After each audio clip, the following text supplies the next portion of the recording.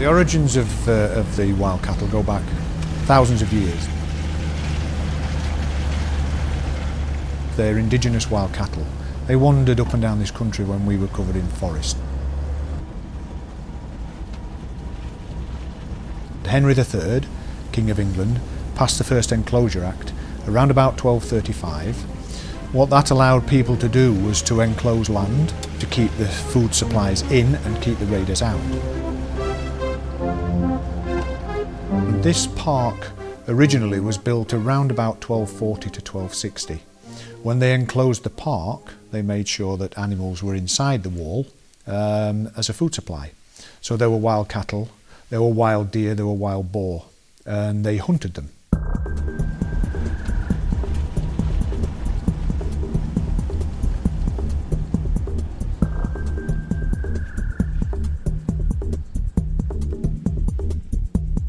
One of the beauties about these cattle is that because they've never been interfered with by man, never been domesticated in any way, they won't herd and they won't drive.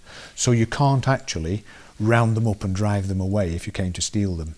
And that was a valuable asset for these to have, so they just left them wild. They just didn't interfere with them at all.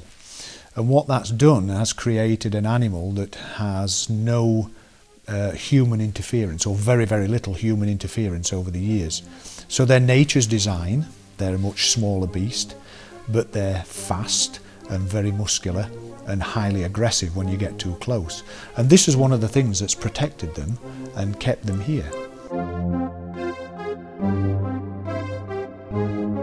They are one of the rarest animals on earth. There's 93 cattle in the park and there's a small reserve herd tucked away in a secret location in Scotland. There's about 28 there. So there's around about 120 of these animals.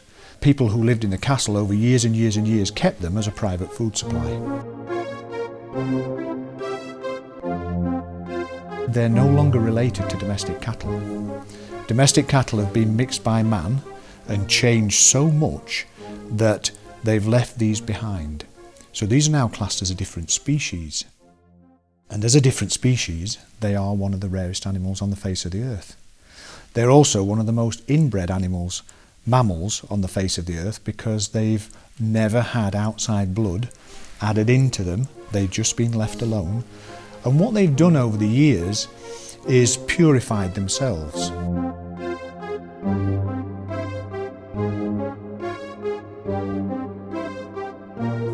These cattle will kill weak calves. They won't allow a weak calf to develop old enough to breed. So weaknesses never get bred into their system.